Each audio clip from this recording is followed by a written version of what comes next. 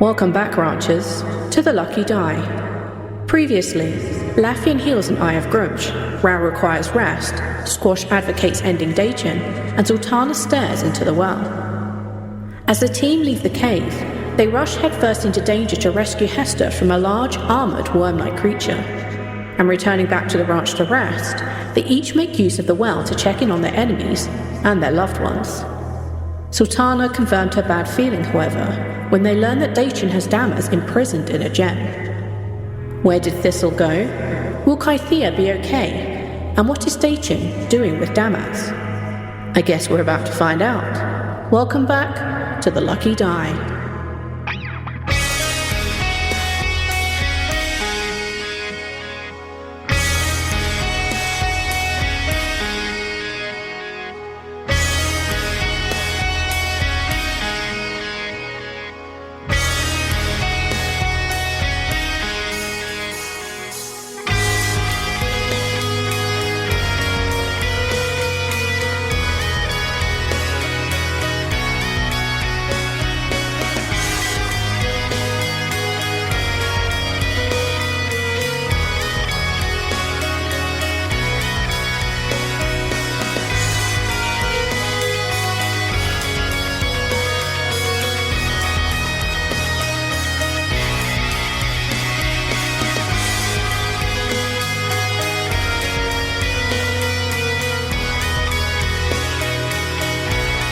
The next morning rolls around. Everyone has managed to have their long rests. Everyone's managed to chill out overnight. Everyone's managed to heal back, gain back whatever spell slots we've agreed or resources we've agreed to rolling back. Rhal, how did your morning check go? Did you take your effing potion? So what happens if I don't take that potion? You have to roll. Oh. Take your medicine, Rhal. No. Yes. All right. If you're refusing to take your medication, what did you roll? It's a 4. Yep, you're totally fine. You managed to make it through. Your exhaustions have cleared up. Any resources that anybody's lost, you've now gained back all the good benefits of a long rest, with the exception of Squash, who still has rot from the fight previously, which means you can't heal. And we basically finagled that you could use your level 3 spell slots from today, last night when you were looking at the well. So you don't have those. Basically, wherever and however you wish to wake up, there is plenty to eat, there is plenty to drink. It is all vegetarian, that's the only thing that Hestur will offer. But he sounds like he's up and about already early, fixing some of the holes in the wall that Zaltanna punched. Kind of dealing with the grain issue, fixing those up, and he seems to be getting some extra mounts and horses ready for your up to 3-day travel. What do the 4 of you want to do before we take off? Did we level up? Importantly, Tio hasn't come back, and no, you have not leveled up. What about now? No. So no leveling up. I'm afraid that is currently not on the cards for this morning. So what do the 4 of you want to do? Is there anything you want to do before you take off? No, you can't level up. Yes, I do. I want to remove the curse from my good friend Squash. Yes, I will accept remove curse. I assume that you replaced one of your spells because that's not a normal spell for Zaltanna, right? I did. I replaced Crusader's Mantle because I never use it. So, all right, cool. I'm not saying that remove curse will be more useful than Crusader's Mantle, but you might not want to change that for a little bit. That sounds like a thinly veiled threat. Inside information from the DM. You definitely have it today, but if Crusader's Mantle is absolutely useless as your friend, I'm suggesting you don't change back to that yet. My godly senses are tingling. I'm just saying I really haven't used it since... I also don't use Aura Vitality a lot because I already have an aura that I have automatically. So I might think about replacing that too. You can stack those. Well, an Aura Vitality I think is more useful because I can heal with it. All right, cool. How does it look when you cure Squash of this rot? What's this look like? So I'll posit that Squash probably has open lesions and wounds, like where he got cut and hurt. It just looks like it's not closing over, so he's probably messing around with bandages at the time. And also it's bioluminescent because that's all the shit that was down there. You glow in the dark. So Squash has wounds, and the wounds that he has, you can see as he's like wrapping like bandages around it. They can like glow through the wrappings. Negative stealth. I have an idea for how it looks, but it's gross. Oh, God. So let's just say it looks really gross, and I won't make the listeners listen to my description of how gross it looks. Just whatever. Is it kind of like the most gross. Use your imaginations of a really gross way for festering wounds to close up. So I don't have to explain it to Reservoir you. Dogs, where it just like the camera turns to one side and then it comes back again, and whatever has happened has happened. And You definitely hear a squelching noise. As a substitute for the gross description, go watch The Thing. No. Yes, excellent suggestion as always. John Carpenter's The Thing, one of the greatest movies of all time. And if you were thinking that we were talking about any other movie than the John Carpenter The Thing, you are very wrong. If you thought we were talking about the Canadian movie Things, why? Also, if you've watched that movie, message me, because nobody's watched that movie, and we should probably be friends. I feel like I watched that. We may well have. It's not a good movie. I fell asleep halfway through it, actually. So. All right, so we wake up, the camera pans outside, we hear some squelching as we watch Hester get some of his mounts ready for the travel, and we come back and Squash is cured. Hurrah! Perfect. Huzzah! You still can't be healed. You haven't been healed, sorry. Thank you. Long rest, that's just... You still are missing some hit points today until you get your next long rest or a short rest. Outside, when you go out to kind of the yard area, you see that Hester has 3 taller mounts. One obviously for himself, one for Rhal, and one for Lafian. And you also notice that he has... Hang on a minute. You also notice that he has a slightly smaller donkey-looking creature, which is clearly been packed up with supplies, and there's barely any room for Squash, but you would assume that is Squash's mount. Yes, Rhal, I see your hand waving. I can't ride a horse. I remember. And last time he told you that the mount he would provide with you would basically, you just need to hold on and it will look after you. That one died. Yes, this is a different one that will be slightly more difficult to handle, but you should be fine.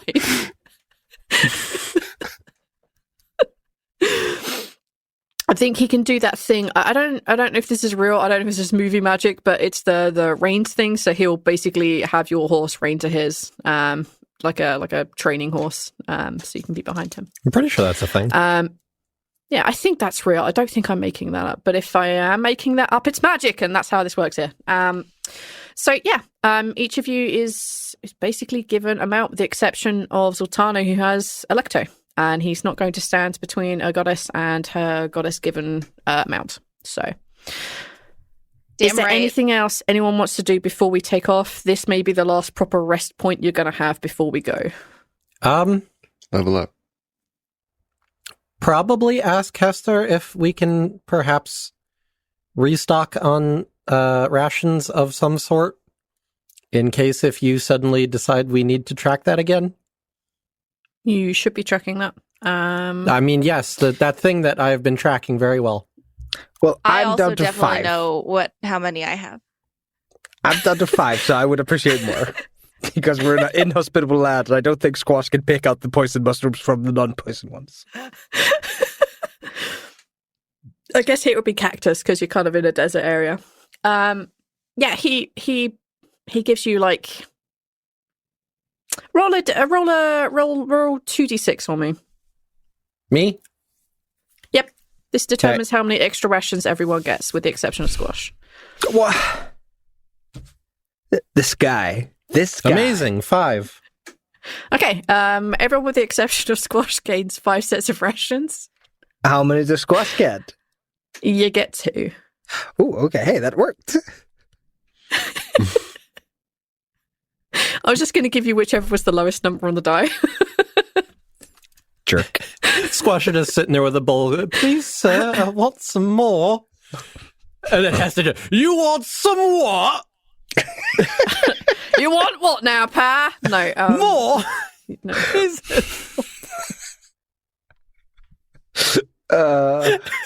Sorry, I couldn't resist. All right, you have rations. So y'all take off across the desert. Let me bring on my notes. Yes, there's before we leave. Yes. Squash is gonna casually bring up the fact that while he is not cursed anymore, he is still quite hurt. That's Where rough, are you buddy. bringing it up to? Could either one of you pass a little bit of magical healing this way? Because I'm actually hurt quite bad from that fight. And to make it more meta-wise, I have less than 50% of my health. Or like almost like 49%, basically. So Zaltanna, what you're you want to split the saying- bill? Yeah, really quickly, what you're saying is when you get this feeling, you need magical healing. Supernatural healing. I don't like to ascribe magic to it. Magic There's is a the very episode name. specific thing. Magical healing. Anyway, okay. All right. Sorry, Yes, I will help. I will help, Uh, even though you ignored my Lionel Richie reference. I will help you. I'm not ignoring. I was adding humor to your reference, you weirdo.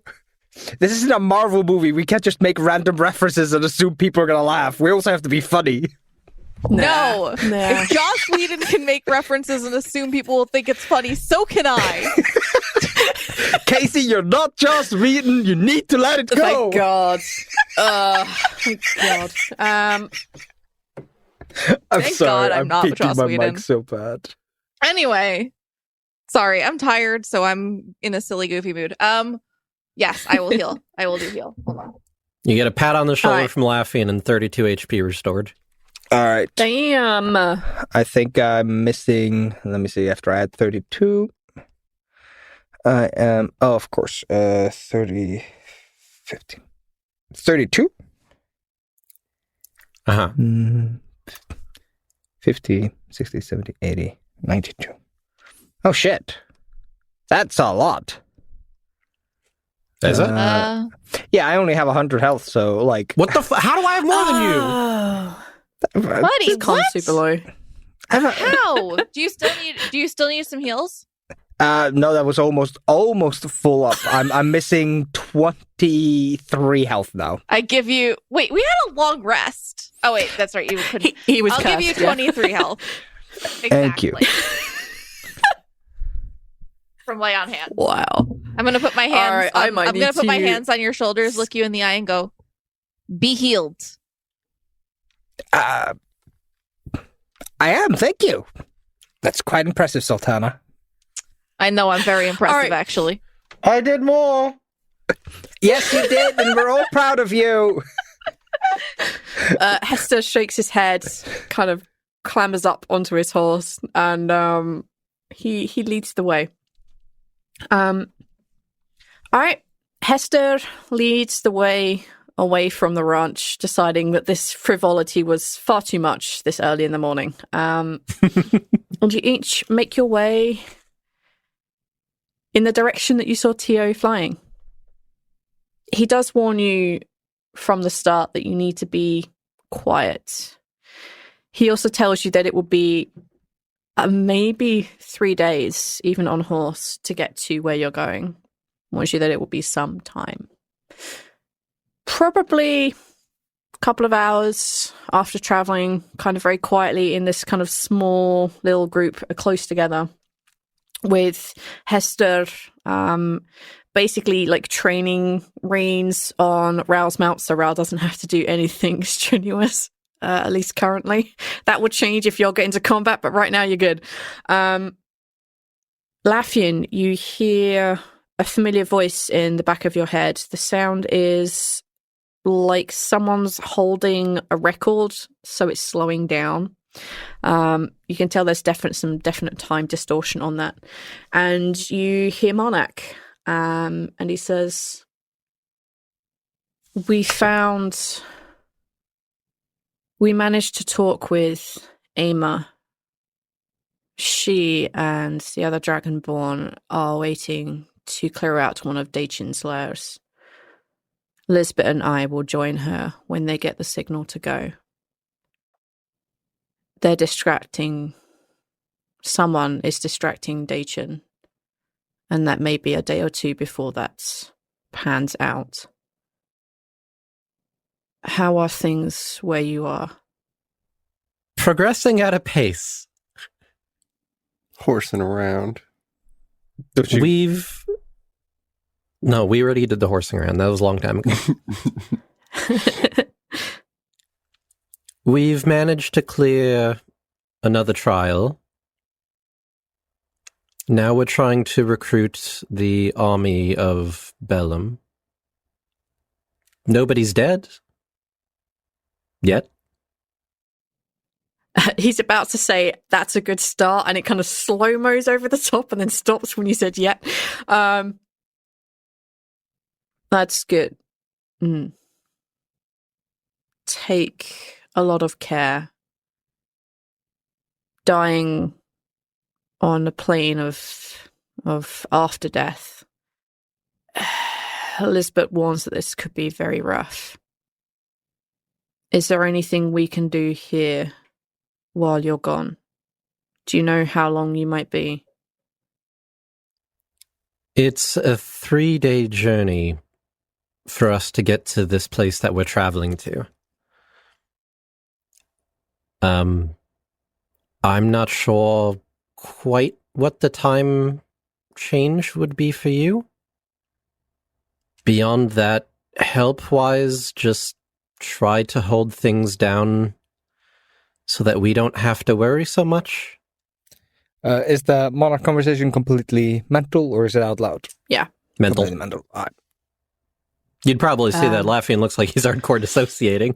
Like the horse is like drifting. That's not unusual. Squash is just like, lucky. I have to be here. He says, we'll do what we can, and we'll make sure that the people that the four of you care about are looked after. If we engage with Dachin, we'll let you know. If you engage with Dachin, please give him the biggest of migraines for me. Tell a story, and I said, fuck you. Of course. From what we understand, whatever plan that Emil is a part of, they're ready to implement that when the opportunity arises. Well, let us know when you return, and good luck. You as well. And you feel his presence kind of go. The party you are trying to reach is no longer alive. You've completed your prepaid minutes. Please pay more.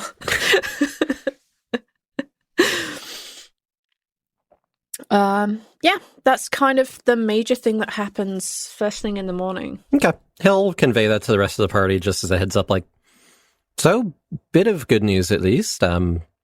Well, not negative news. Not sure how else to phrase it. Monarch just got back to me. At least we are covered for the material plane, I think.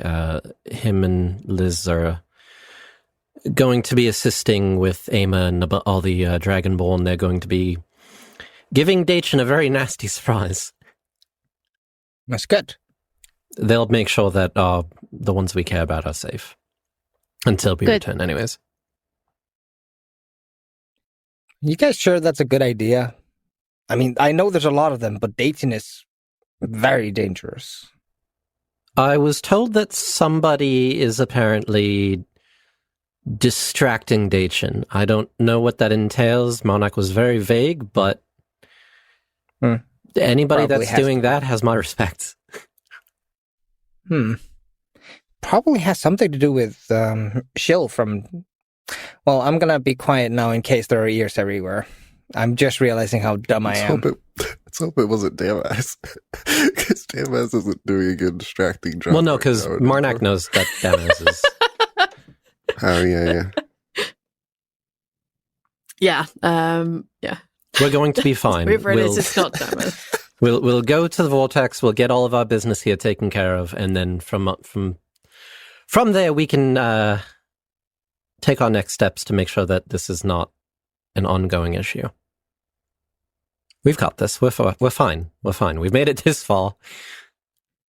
As you're talking and conveying the information, Hestur says, Dachin, you'll need to go back and fight him.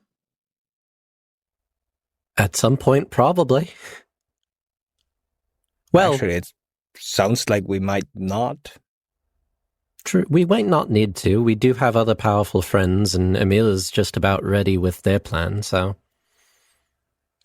Sorry, Dachin is a piece of the Blissful Eclipse. I know who and what he is. Okay, sorry. I wasn't sure how filled in you were. Fair. Why do you care about Dachin? He's an asshole. No, I get that most people don't like him once they know what he is, but why do you specifically care about Dachin, Hestur? Dachin has been pulling the strings of a lot of people that I care about.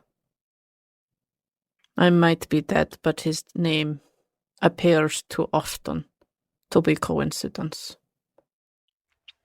Welcome to the club. He has threatened the lives of the gods, including mine. Makes sense. I don't know. You seem so carefree about almost everything except your farm. Kind of assumed that your care kind of ended at its borders. For the most part, you are not wrong. I like to be who I am, and I like to be left alone. But I swore a vow to my God. There are many who would say that my devotion should end at death. I disagree. Fair. Squash, you need to be nicer to dead people. I am. That was super nice. No, that was really fucking rude, Squash. What was that rude? I was inquiring about his interests. That's called engaging with people. No, he opened up to you just the slightest bit, and then you took a fucking knife and stuck it in the wound. Like, that's rude. I can't find a fault in that logic.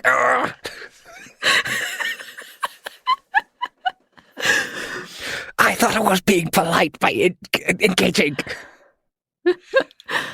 It is polite to engage, but then when they start opening themselves up, you don't come back with the, oh, well, I thought, no, you sympathize. You sympathize, Squash. Sympathize. I'm going to keep saying this word until it becomes part of your vocabulary. Sympathize, Squash. Squash looks over at Hestur, then looks back at Lafian. It's just like, I don't think he cares. It's not. It's just like shaking his head, like he can hear this, but he's pretending not to. And at one point, he's like, "Oh, this is really." It's not just about whether or not. It's not about whether they always care. It's about the fact that it's just the right thing to do. Squash. Polite. Fine. Then you engage with him next time.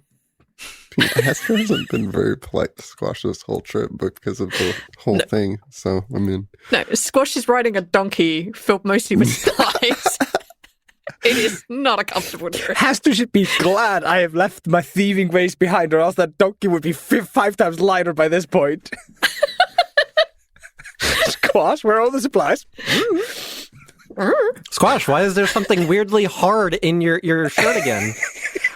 Excuse me? I robbed Zaltanna again?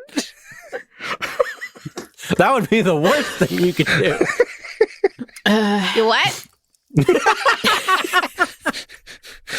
Bro. Zaltanna, no! I'm trying to get out of different trouble. Don't get me into trouble with you now.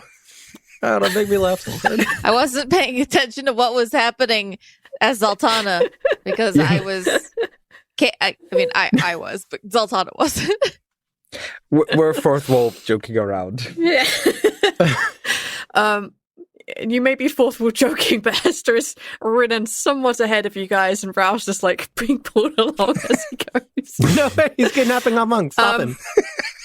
I'm definitely like Zaltanna's definitely actually riding by Hester and not paying attention to what is happening with Squash and Lafian right now. Sorry, I almost forgot. I wanted to ask you, V, when we woke up in the morning. Yeah. On this day, since Yes. I was relaying the information on the, everything that happened and all that, this, that, and the other, and trying to be motivational, could I hypothetically have given us the inspiring leader? Yeah, fuck it. Yeah, why not? Perfect. All right. Are you including Hester and the horses in this? 6 friendly creatures. So that would be myself, and so that's 4. Hester would be 5. Hester, who's your favorite of the horses? The horse that he basically rode out on is the same horse that he was fighting side by side with. That one. Yeah. Also my donkey? No. That's 6. That is 6. Oh, right. The 4 of us, Hester, and his horse. How about not doing Hester and doing my donkey? No. The only ass I see right now is Squash. Damn. Well, if you want The a other closer name for look, this you're gonna episode, have the to pay. tagline for the episode, the only ass I see is Squash. Towards the end of this particular day, Hester, it's not like it really gets dark here. It's not going to be like, and it's pitch black and you're going to see anything. No, it's always going to be that like tinge of red. It just gets darker. As you kind of hit towards like when this kind of like twilight time is hitting, Hester says, "Do you wish to continue through the night, or would you prefer that we stop for the evening?" What's safer?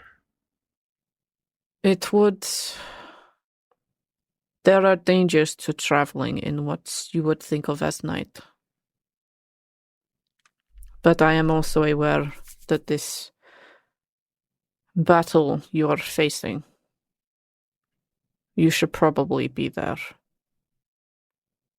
They will cope without you, no doubt. But I would prefer the people I care about. They are not without help. I don't know how much time we're gaining by riding through the night, but any time save would be appreciated. We've already spent a surprising amount of time in Bellum. Traveling to and back from the portal took a surprising amount of time, and the portal itself was almost an entire day. There is, and he, like, at this point, he has, like, stopped the horses and he's kind of, like, stroking his chin, and he says, "There is an option. It is not the safest, and it is half a day detour. But if we get there, and they are amenable to our plight, we could save ourselves a day and a half of travel." That's half the trip. Yes. But if they are not amenable, it is another day on top of our trip. I think knocking a day and a half off is worth the risk. But that's just me. Who are these people that you speak of? Or rather, I guess I should ask, what of our plight do you think would be of interest to them that they would assist us? They would not be interested in your plight at all. But we could negotiate and trade. Specifically what they would want from you, I do not know. But I could offer them help here. Perhaps they would ask for something small. They are creatures of chaos and whimsy. Perhaps they would only ask for a shoe or a potato, but perhaps they would ask that you carry with them a creature or that you offer the soul of your firstborn. They are creatures of whimsy. And should they decide, they still might even attack before we get to ask. I'm not sure that's worth the risk. I leave it up to the group, though. It's not my decision. I'm not sure for myself that we should be taking a gamble on things that are chaotic as you describe. Not when so much is on the line already. Many things here in Bellum, they are chaos. I think, if I may put it like this, if we gain a day and a half, that might mean we get to join in on the Dajin fight, but if we lose a day, I don't feel like we're losing much. I have a feeling that the Dajin fight is going down in the next day or so. So if we're 2-3 days out, 3-4 days out, matters less in my mind, but I'm making assumptions about timelines here that we do not know for a fact. I have a feeling it might be worth it, and I have a feeling that us being there to help with the Dajin fight might be worth paying a price for. But that's my vote. And I understand that I'm probably repeating myself again about Dajin. And what if we get there and we cannot convince them in a single day? We don't know what we have to do when we get there. Assuming they don't attack us on sight or ask for something unreasonable. Then a day is added to our travels. I don't know. Zaltanna? Zaltanna, what do you think? I agree with Squash. I don't know what all I have to trade. I'm not sure you give them things the same as like specters, so you have to have the things, yes? Yes. They could ask for a promise. I've heard once they ask for a poem. Let me ask you this. How... To some degree, you've seen us fight already, and you, I assume, are at least somewhat aware, at least, of our capabilities. How likely do you think we could survive an encounter if they did attack us? I think you would probably be able to destroy them. But there would probably be lasting damage. Permanent. And if I have to... possibly. It is dangerous. They are powerful. But if I have to give this version of myself, I will. To make sure that you make it there in time. Or you make it there at all. I did not bring it up before because it is wild. And it is dangerous. But if there are people who are distracting Dajin, what and how are they doing that? And are they alone? I'm not sure. Come on, guys. what can they really ask for that we wouldn't be able to give up that is not literally our lives or the sentinel pieces? My lungs. My liver. I need those. I'm gonna his back. file those under life light and say that fits that category. I think it would be okay if we go then. Then we are just as much danger if we travel now or if we travel in the morning. As long as we're not too exhausted to be able to hold our own. He throws like a sideways glance at Squash, who has only just got healed this morning, and looks back at the rest. He says, "No, you all look refreshed and fine to me." Throwing shade. Shade. Okay. He takes off. He seems to be spurring the horses, and he seems to be spurring his horses on faster. They don't seem to be responding to your touches or your guides as much as you would want, with the exception of Electo, who will only ever answer to Zaltanna. They are travelling very, very quickly. They seem to be following some silent communication with Hector, including the donkey. They just go. You see rock formations, and he kind of passes around them quickly. You go through patches of cacti which are so close to you that you swear you can almost feel them snagging at your hair and at your clothes as you pass. But the horses, they're going off their own will. As you travel in the direction that he is going, as you get closer and closer to it after an hour or so, you notice that the ground becomes harder, less sandy, almost like rock. You notice the cactuses around you are changing shape and changing colour. And then you realise they are literally changing shape as you look at them. They're changing colours. They seem to be moving as if they have some sort of sentience of their own. The air around you becomes refreshing, like the desert at night, kind of cool, but it's not how that should be here. You notice that above you there are clouds, and they seem to be swirling, and you seem to be heading right to the centre of this. As he brings the horses slowly to a stop, probably, let's say, roughly midnight on day 129, so it will be 129 by the time we finish this day, you find yourself staring at what looks like a temple, completely isolated in the middle of this empty desert area. The stone ground beneath you are now rocks that have been carved and cut and placed. There are pillars that are well built and carved with different runes all around this in seemingly an odd pattern.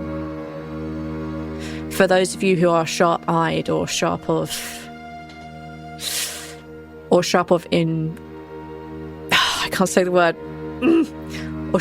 investigation. You notice that the stone. Thank you. You notice that the stones on the grounds, they're not all the same color. And as you kind of piece it together, you realize that you're riding over a large magical spell. You don't feel anything, you don't sense anything, but that's what the stones are telling you. The temple itself has many columns. There are no walls, just columns holding up this large single sheet of rock that's this kind of dark bluish colour. The floor itself is of a similar colour. You see that there is a small table in the middle of this temple. You can see it from a fair distance off. And there are two people sitting there. Their hair is long, as if it's massively overgrown, one of them even touching the floor. They're humanoid, kind of 6 feet tall, maybe 5.5, not really sure. One of them has a very long grey beard, which is matted and filled with twigs. The other, her hair is just exceptionally long. And as you approach, as you feel the horses slowing next to you, or underneath you rather, you notice that there are what looks like cobwebs all around them, as if they themselves have not moved. And on the table there is a place setting in front of each of them, A plate, a knife, and a fork. Candelabra in the middle. Dishes of some food that is long gone by now. They are sitting at either end of the table, which is big enough to seat, let's say 10, because they don't have to tell you how long the table is. That is what you see as you approach. Hestur, you made it sound like you've interacted with these guys before.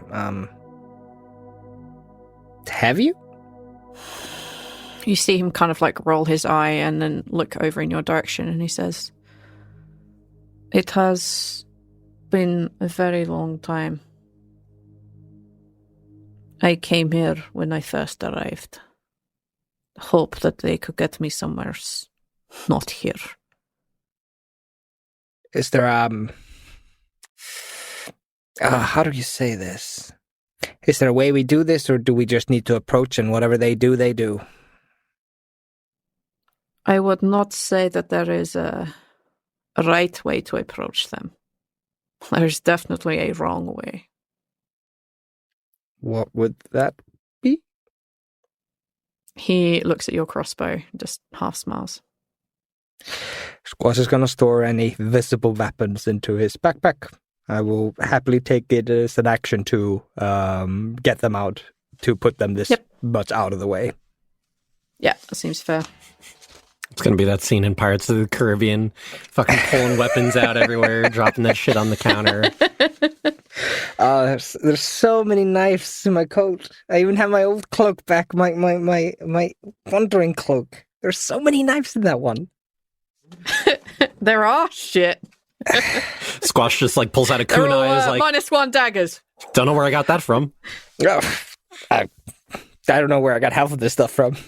Pulls out a shuriken. What the fuck is that? Throws that away. Yeah. Squash is gonna store away all his weapons so that they are visibly not visible. So they are not visible. Squash is concealed carrying. We got it. Yes, that's fine. And then once we're at the steps of the temple, or at least as close as Hestur takes us to it, Squash is gonna take the lead on this one because I kind of fought for this, so I think it's only fair.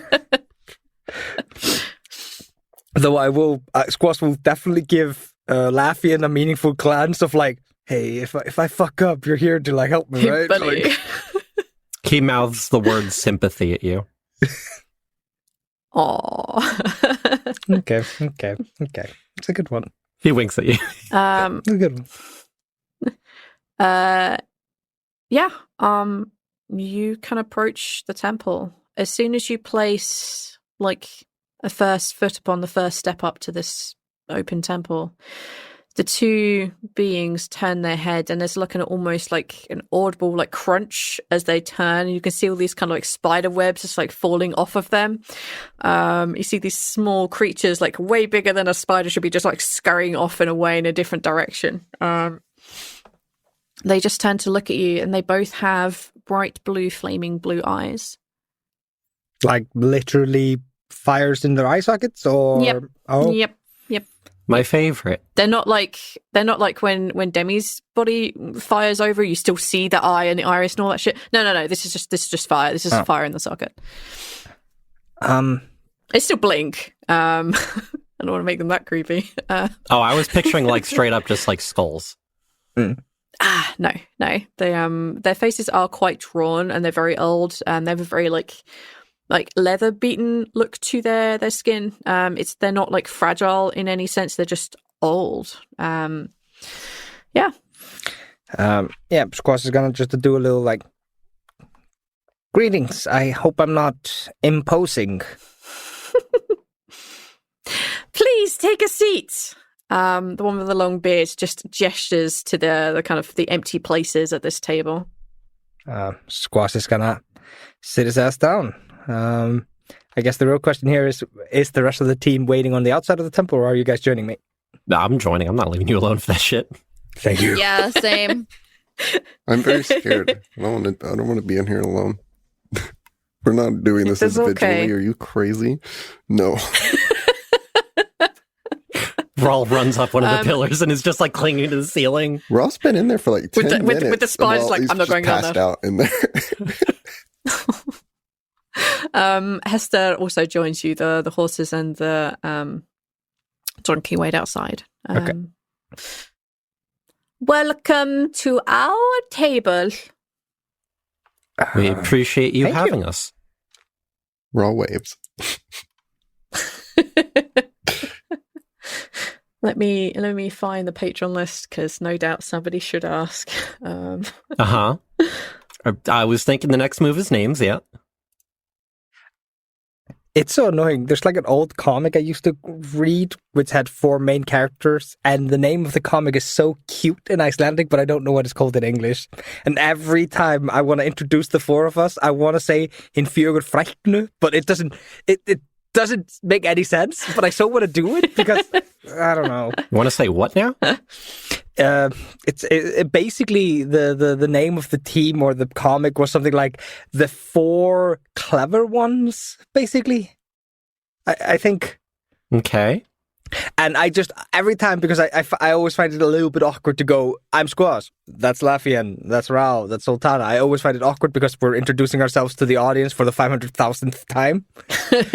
So I always want to like make it quicker and funnier, and like my brain always goes there and I have nothing else to replace it with. I've never thought of a funny name for our team that isn't a reference to that comic. We should have name badges. Like little name Just have them tags on our sewn shirt. into your shirt. The Fruity 4. That way we don't have to do that. Anyway, sorry, I was just mumbling while V was looking up names. Yeah, I found it. Welcome to our table. Please let us not dine amongst strangers. Who do we have the great honor of talking with? Who there braves our food and our drink? Well, I'm Squash, and these are my friends. And you see both of them like twist and turn their head looking at you. Sorry, that's the name I usually go by. My given name is Don Connolly. And Squash kind of like timidly tilts his head. But you may call me by whichever you prefer. Sorry, it did not mean any disrespect. It's just yeah, and these are my traveling companions. Lafian Datherdy, a pleasure. Zaltanna Thunderhot. I am Rhal Jack. Hello. I'm just a Rhal, this is fine. We have met before. When they both nod at him. Wait, What? hold on. Wait. Yeah, Hester's here. He's met them before. They just nod at him. Okay. Oh, that after no. Rhal spoke, and I was like, wait, hold the fuck on. I thought you meant Rhal, and I was so confused. I was like, wait a minute. I thought I knew these people. No, you have to. The price is that Rhal has to describe their interactions. Do you not fucking remember us, Rhal? Rage. We took history together for 4 years, Rhal. Are these guys retired I sat specters? behind you in algebra. That's what they are. They're retired specters, obviously. That's why they knew Rhal. Makes sense. The Rhal's original Spectre who got fired because he didn't fucking die. What is this? You failed again. Oh, for goodness sake. We've never had to fire a single person, but I guess you're the first. To oblivion you go. No, that's not the thing. The one that has been speaking with you, the one with the long beard, says, "A pleasure to meet all of you. I am Skylax. This is my friend Whitechester." Care to spell those for us? No. Fine. Care to spell it for the people listening at home? That's so valid Okay. of you. Never spell your name for anyone. Make them guess. I apologize. Wellster. My bad. I read the C and the H in there. So Wellster is Welster from gentle potato. Yay.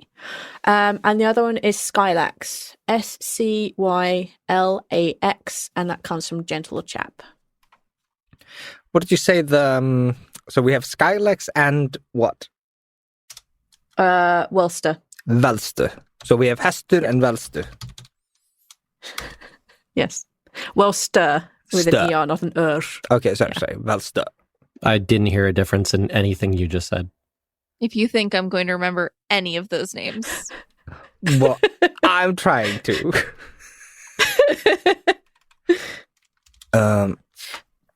Please enjoy our food. And as they wave their hands, you see that as Skylax waves their hand through the air, that the table seems to just reveal, as if someone was pulling back a cloth, this kind of exorbitant meal. There is like meats and cheeses and hams, and there are wine and there's water on the table. There's beer. There's plenty of vegetables and what even looks like a green salad. Like, just wave their hand in front of you and this all appears. Why is this the scariest thing ever? Is there like a proper like a not a tablecloth? Yeah, I guess like a napkin that I can, got to put on the lap or. Yeah.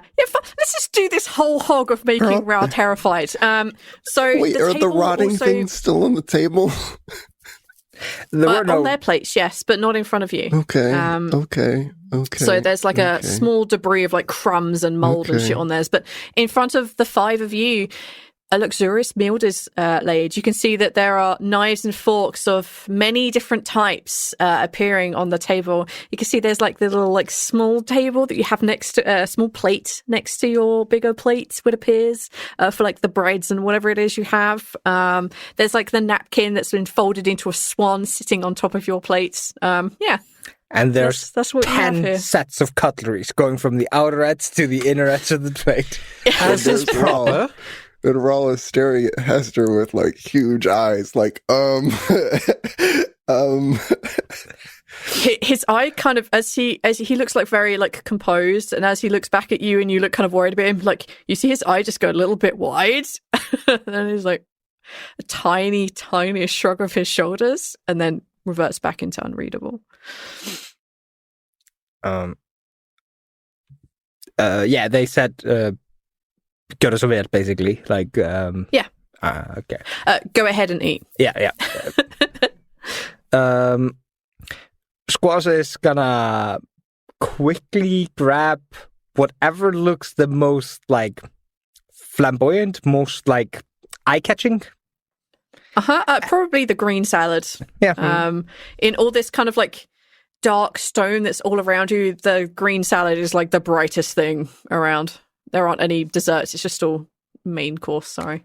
And I'm going to very quietly, very undercoverly, I'm going to just kind of like, before I eat it, I'm smelling it. I'm trying to make sure that this is like, there's no spell effects on it or poison or anything like that. Like, I'm going to need an investigation check, my friend. Investigation?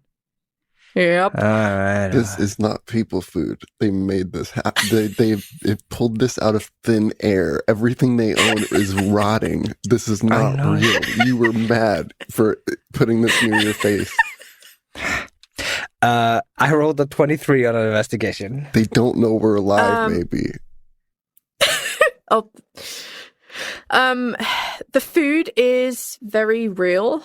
But as you kind of like put your fork into like, let's say like a tomato or something, you realize that it's not like, it doesn't have the right texture to it. And you notice as you kind of lift it up that there is a thin sheen of something on it that's kind of like maybe a purple hue. That's all you really get. You got 23, right? Yeah. You suspect that all of this food has been tainted with something physical. It's not a magical effect. Yeah, Squash is gonna like basically just put the bowl of salad back on the plate and just a single fork of tomato on his plate, and just like, we have some specific dietary needs within the group. You wouldn't be offended if we provided ourselves, would you? And Squash is definitely giving them a little look of like, I've already seen through your bullshit. Don't make me say it out loud. Make a persuasion roll. No! I'm bad at persuasion. Yeah, that's gonna be fucking terrible. Yeah, it's a 12. A 12? Mm-hmm. Oh, of course. Many apologies. And you see the other in the table, the one that has not spoken yet, you see that she snaps her fingers and all the food in front of you just completely disappears, including the wine, the water, and the beer, which Hester was reaching for the beer to at least examine. Oh no. Why would you make Hester? Oh. Looks at you angrily, where's my beer, fuck? No, he doesn't do that. He just, yeah. Squash is just going to bring out like rations that we got and display it on the table as a goodwill gesture of, I'm willing to have food with you guys, but I know there was something fucky with the food you gave us.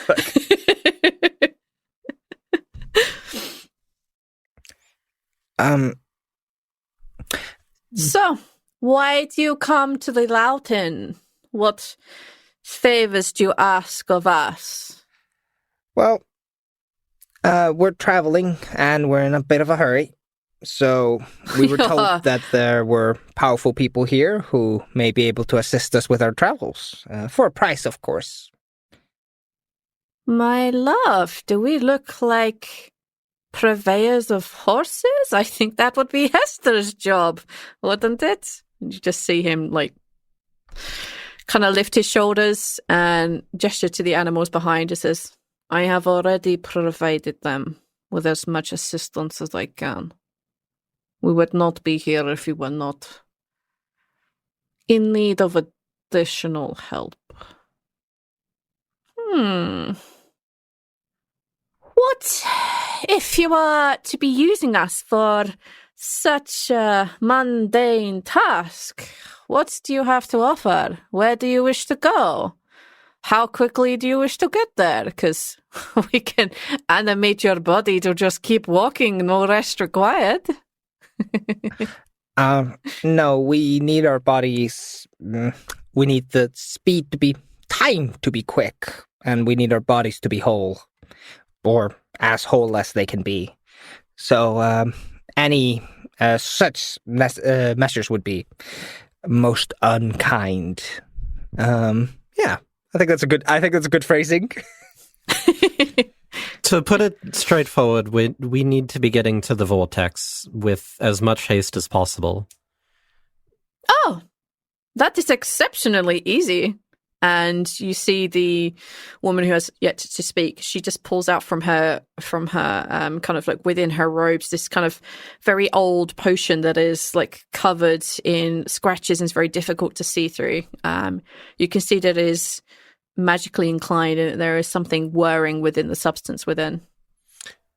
I should probably clarify, we're not looking to go into the Vortex so much as we're looking to interact with the community near it. You see, my great love was just going to offer you death.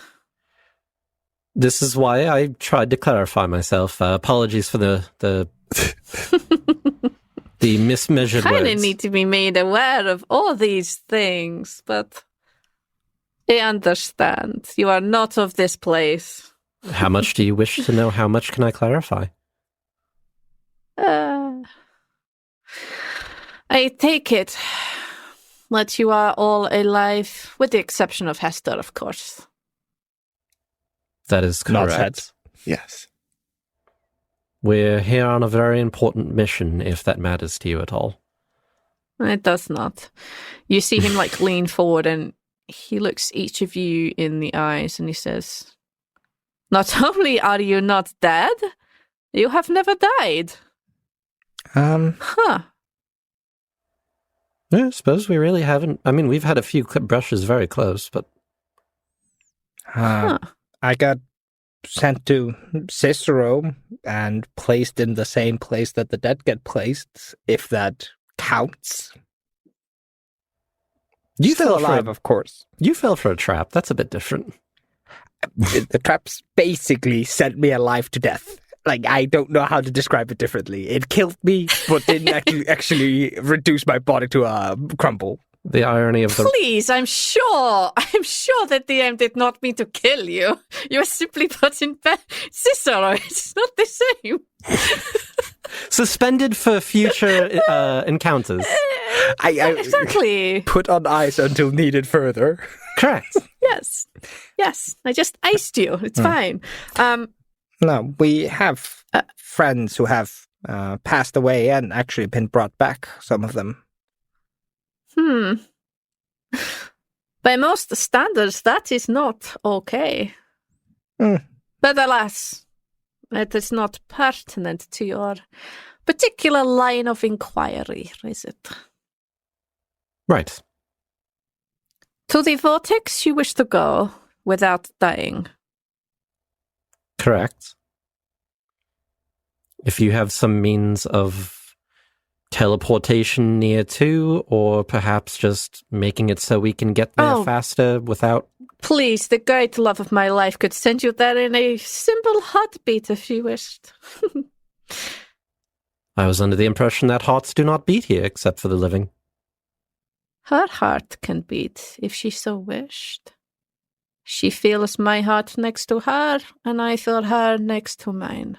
Are you two a pair in such a way? Soulmates? I have that with my wife. I can feel her heart.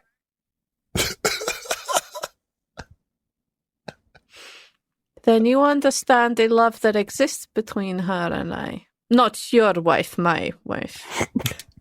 Yeah, I was gonna be like, I don't know if you met my. I mean,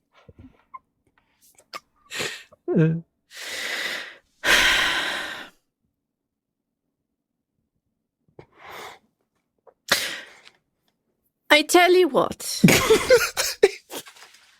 How about you give me something of worth? Other than Neil dying on his chair. He does that quite often. He'll be fine. Just let him breathe. He'll breathe through it. Fucking stupid. It was a terrible joke, Neil, and I hate you for saying it before me. I feel like I missed why Neil is laughing so hard. I just looked up and Neil was like, it's because the way you said my wife was literally like Borat. Like, stopped. My wife. She's very nice. So, I assumed you got cut off or like it didn't click in at the right time. So I was waiting for the next part of the sentence or I was trying to figure it out. And my brain kept going, Borat jokes. And I was like, no, brain, we're being serious here. And then Neil just, my wife. Like, okay, I can't be serious. I've never watched that movie. Guys, I'll this make is you a watch very it. It's serious podcast. We can't be laughing and having fun. I was doing my The goddamn end of the best. world is here. Be serious, guys. Do you remember when this show was a horror podcast? Do you remember that? No. I don't. No. God. When was it a horror podcast? I missed that. I tried making it episode 1, but yeah, fucked with it. And then as soon as Zaltanna tried to hide a shiv in her butt crack, I knew this was not going to be a horror podcast. That's a good. I was wondering if you were going to find an example super early on, and you did. You sure did.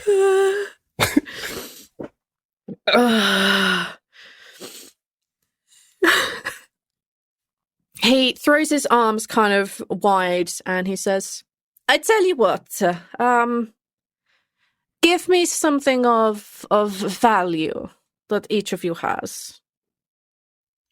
I give him My ring of dark vision. No, you kind of... I need everything I have, Arch. I don't know what to tell you. You want to look at my character sheet and find a better bargain, go for it, but I don't have shit. He reaches over and he kind of like he extends his hand, and you see a spectral hand just fly forward as it reaches over and picks it up, and he kind of gives you half of an embarrassed smile as he says, "Please take no offense, but if you are handing me a cursed item, I do not wish to touch it with my bare hands. Thank you."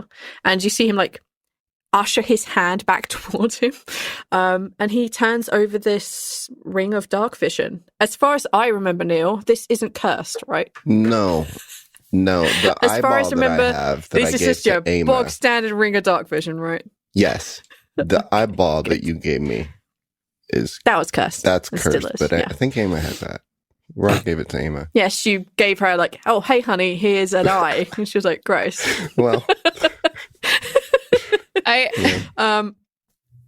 You guys are gonna hate me, but I'm gonna give it my boots of elvish kind because they don't fucking do anything. Like, every time we sneak, they don't do shit for me because I have such a bad disadvantage. So I'm just gonna give these guys my boots of elvish kind. To be fair, I think your sneak is like +1 or 2, right? It's like really low. It's really bad. They don't do anything. My sneak's always bad. I always ruin the sneaking time, even with the boots of elvish kind. So I'm just gonna give them to them because they are monetarily worth value. we don't have like a lot of things. We just have a lot of important things. Yes, the things you have are important. Like, none of them are wasted or frivolous. I'm just gonna reach down to my feet and take off my shoes. You can see that Welster, oh my god, better. Welster, she kind of gets up from her chair, and as she stands, like this cascade of dust just begins to fall off her, and every step she takes, like more dust gets thrown up into the air, and she reaches down as she picks up the boots, and she looks and turns them over with her hands, and you can see that as she's doing that, her skin is just absolutely coated in runes. There's probably not much of her body other than her face that isn't coated in magic, and you see that she kicks off her own like really small slippers and she slides on the elven boots, and she does the thing what we would recognize as the 3 clicks from the Wizard of Oz. She just seems happy and she goes and sits down. They are a little bit sweaty. I haven't walked in them for a while. But the nice thing is, because they used, you're not going to have to wear them in. They're not going to give you no blisters. We do not travel too much outside of this temple, but she appreciates the thought. Squash is like looking at the ground around where she got up, and I'm assuming they're like a dust footprint from where she was. It's just like, yeah, that bitch has and then there's like used. the trail where her dress is like just scraping across the floor. Dragging across the floor. So yeah, this is one big track mark over to where Zaltanna wasn't back again. Squash is gonna look at them and ask, "Are you when you say something of value? Are you asking for my value, or are you asking of useful value?" He puts his elbows on the table and he like rests his head, rests his chin on his hands, and he says, "Surprise me. What do you think I mean?" Well, my friends have provided you with exceptionally useful items, and you seem to have been more than happy to take those, so I'm assuming that's what you want, but I wouldn't want to impose upon you. So, here you go. Squash, reaches over and he brings out a quiver with 18 bolts in them, and he puts it on the table. These are magical bolts that my friend Zaltanna made for me. I've been saving them for a dangerous encounter. They were made at the Forge of Worlds after we fought a demigorgon for access to it. That has physical use and physical value. On the other hand, and Squash reaches into a tiny little pocket on the inside of his cloak, and he brings out a little lipstick and puts it on the table. This is a lipstick from the realm of death. It is the last thing I have from there. Has a lot of sentimental value to me. It's the last item I have from there. It's where I had what I thought was at least a real chat with my dad. It's where my parents approved of my more adventuring proclivities, or things I have to do. Things changed a little bit. And yeah, so these are the two items. You can... I don't know. What do you want? Take a persuasion roll for me. Persuasion roll. 19. He sends his spectral hand out and he takes the bolts and he pulls them to him. You see another spectral hand go out and pick up the lipstick, and he sees them as he's turning them over in his hands. He's kind of eyeing them up and looking at you and looking back to them. Do you know what this lipstick is? No, it's literally just a memorabilia, I think is the word I'm looking for. Okay. And he literally just slides it back along the table to you, and it kind of like stops and like clatters against your plate. The bolts will suffice. Thank you. I don't know if you were doing me a favor or if you're being mean, but thank you. Squash puts it away. I can make more use of these bolts. Although my beautiful lady would like the lipstick, I think it has more value to you right now. Although maybe one day we'll come for it. Maybe. And you see him like twist the bolts around his fingers, and they will just one by one disappear. I'm sorry, Zaltanna. I know you put effort into that. I was waiting to shoot those in Dajan's face. I've been sitting on them. Every single encounter, I've looked at those goddamn bolts and thought to myself, +1 to hit, +1 to damage. Today's not the day. I genuinely did not remember that I made those for you. So you're okay. You're good, bud. And what of you? He looks over at Lafian. So you're looking for things of more monetary value, it seems to me, then. Unless... He kind of like half smiles. Unless you're just looking for things that would be of more use to you as a whole, in which case I have reading material that I definitely did not borrow without asking from my brother. That may or may not be of interest to you. I'll let you decide. Are you gonna give them the book? Yes. You're gonna. He pulls out the three books that were in Pintor's bedroom. He just lays the three out on the table, and if they're not to your liking, I understand. I will bargain with something else if that is the case. But I figure if I was in a place like this, some reading material might be of good use.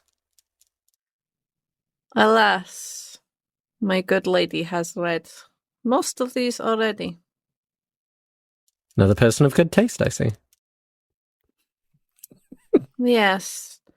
Page 83 is her favorite on this book, and he uses his spectral hands to tap on one of the books. I feel bad for him. It sounds like his lady has talked about these books like... That's why they're sitting at the opposite end of the table now. He's like, I'm done with this. I love my life, but I'm done with this shit. You talked about romantic novels for 3 centuries. I'm sitting on the other side of the table now.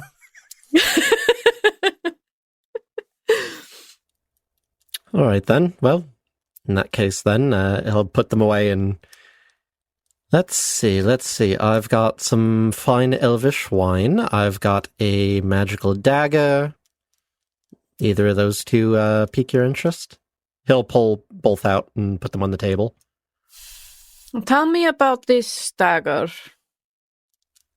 It just hits a little better than a regular dagger. Does a little bit more damage to people.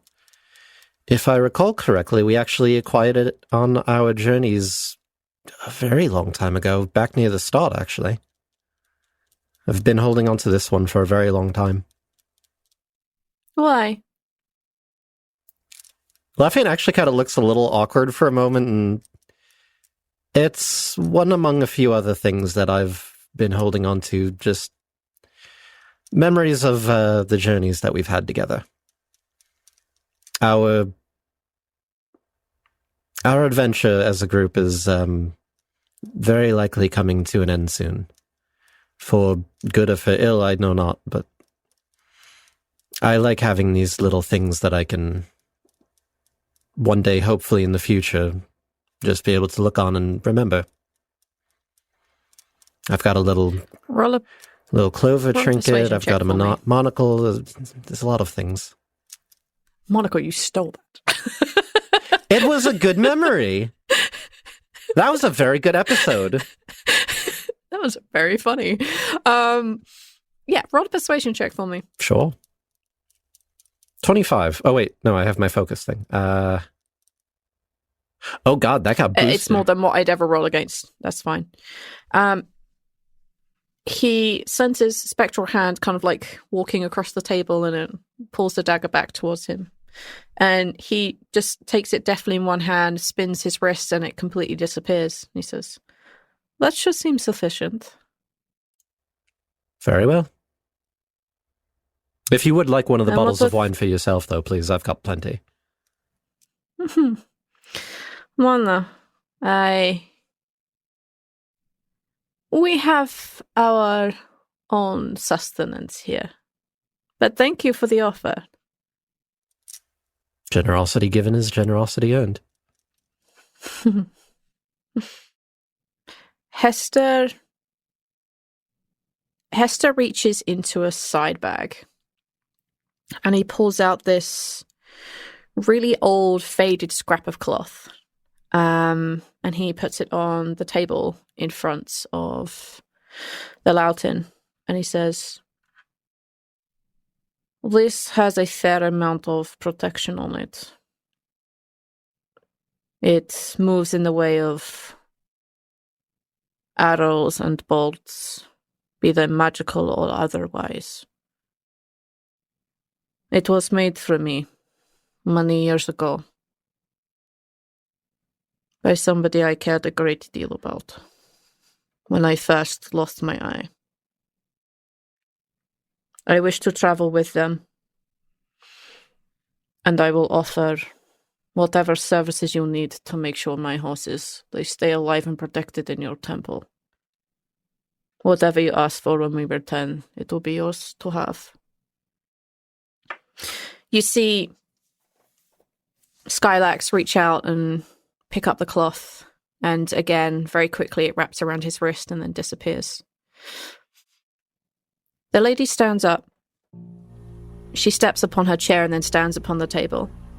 She walks across very carefully, avoiding where any of the place settings are, stepping over the candelabra in the center. She points down with one hand at the candles and they ignite in this blue flame. And you see her lift her hand and she goes through this almost musical melody as she waves her hand through the air. As she gets closer to you, hear the music rise. When it goes far away from you, it quietens.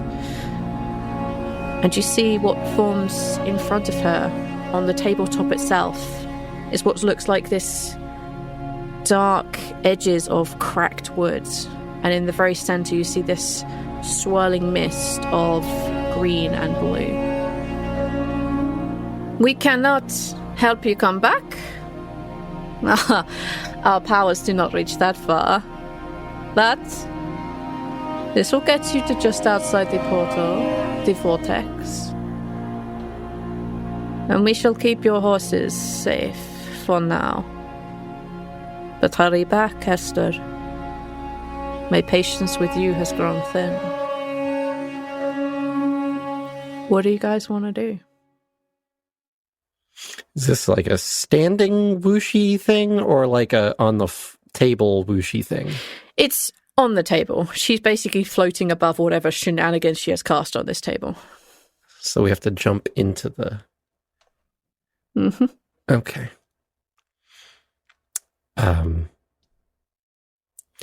Well, I think I speak for all of us when I say thank you for your hospitality. It's most appreciated. And for the sake of all existence, wish us luck. And Lafian's going to stand up. Hester does the same. Squash just gets up, climbs onto the table, if I'm understanding correctly. Yeah, as soon as you like put your hand or your foot or anything onto this table, you kind of like half fall through it. You realize that there is nothing beneath you. Please be patient with the horses. Hestur did not choose to come here. He did it for us. I understand that doesn't mean much, but just he did not intend to intrude. That was our choice. Swan dive. We shall bear that in mind. That's all I ask. You can swan dive into it. You can carefully climb over the edge and drop yourself into it. You can like take a running jump and a cannonball into it. You may do whatever you like. And the physics of you coming out the other side of this will do at the beginning of the next episode. Hi everyone, Rhal here. Thank you for listening. Big thanks to patrons Baylor Frost. Thank you so much for your support. We appreciate you. And thanks to patrons Gentle Chap for the name Skylax and the patron Gentle Potato for the name Wellster. If you would like to find more information about any of our shows, you can find information and links to other things we are involved in at Blighthouse.studio. Thank you so much again for listening. We hope to see you next episode. Bye-bye.